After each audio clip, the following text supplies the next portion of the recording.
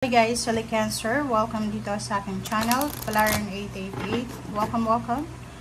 Alamin natin kung anong messages, vibration, gabay energy para sa lahat ng Cancer. So, tingnan natin Cancer kung anong messages or energy na para sa'yo. So, it's your sign, it's your energy. Number 4, a blessing of the water. So, nakikita ko na may mga Cancers dito na posibleng bless sila or yun yung blessings na ibibigay sa kanila is yung emotion nila, diba? Yung parang kung ano yung nararamdaman nila, yun yung posibleng blessings na meron sila, parang ganun. So bless ka din sa pagkakaroon ng mga water sign energy sa buhay mo, sa paligid mo, kung may mga kaibigan, kapatid, or lalo na yung may mga relationship na same sign of water sign, Pisces, Scorpion, Cancer. Okay.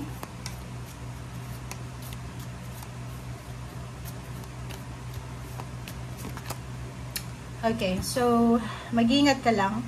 Be careful, wag kang gagawa ng isang risky decision or risky option or choice kasi pwede kang magkamali dyan. Okay? So, sinasabi dyan sa'yo na maging wise ka. Pag-isipang mabuti lahat ng mga decision making. Pag-isipang mabuti yung mga gagawin or yung mga plano sa buhay.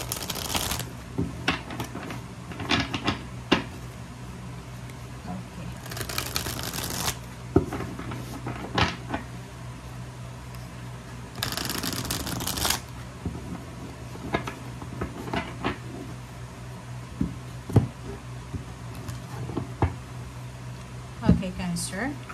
First card natin. So, first card mo dito sa third deck is parang sinasabi sa'yo na kailangan mo magtiwala. Kailangan magtiwala sa sarili mo, sa Panginoon, sa ibang tao. Okay? Isipin mo na may rason ang lahat. Lahat ng nangyayari sa buhay natin may rason. Alisin mo yung sarili mo sa mga negative na surroundings, alisin mo yung negative emotions mo para sa ibang tao. Mag-focus ka sa kung ano lang yung solusyon, mag-focus ka sa kung ano lang yung positive. And iwasan mong matakot. So, dito din fear. So, nakikita ko sa'yo dito, Cancer, na may kailangan kang i-let go. Let go of your worries. Let go of your fear. Take charge of your actions. Okay? And intindihin mo kung ano yung nangyayari sa ngayon. Isipin mo na lahat ng nangyayari sa atin ay may dahilan. Three of Bottom, sundin mo kung ano yung gusto mo. Sundin mo kung ano yung sinasabi ng puso mo, lalo na sa career, lalo na sa love life. Okay? Be the best at what you do. So, ibigay mo yung best mo. And lahat ng mga sacrifices mo, lahat ng mga trials na yan na pinagdadaanan mo, ay babalik yan sa'yo ng tenfolds. Okay? King of Spring. Yung King of Spring dito, isang financial windfall or financial wealth, financial abundance ang posibleng darating sa'yo. Okay? Isang financial abundance, financial windfall ang darating sa'yo. So, nakikita ko na may mga leadership offer, like pagtaas ng posisyon, pagtaas ng sweldo, and isang hindi inaasahang suporta ang posibleng makukuha mo. Okay? So, next card is Prince of Autumn. Yun, same with this one. Maging maingat ka, Cancer. Be careful, be cautious sa mga actions. Maging wise ka. Okay? I-check yung mga detalye. Lalo na kung papeles, dokumento, or kung ano man tong information, kailangan mong i-verify siya ng doble-doble. And be kind to yourself and be kind to others. Okay? So, yun, same din dito. Kailangan mong bigyan ng oras yung detalye. Huwag kang gagawa ng desisyon na hindi mo alam kung saan papunta to. And at the same time, take time na i-verify yung lahat. Okay? And dito sinasabi sa'yo ng justice sa good karma. So may good karma ka na matatanggap. So you will win in the end. So sa ngayon siguro hindi pa fair yung mga bagay-bagay. But maybe 8 years from now, or 8 months, or 8 days from now, makakatanggap ka ng justice or freedom. Okay?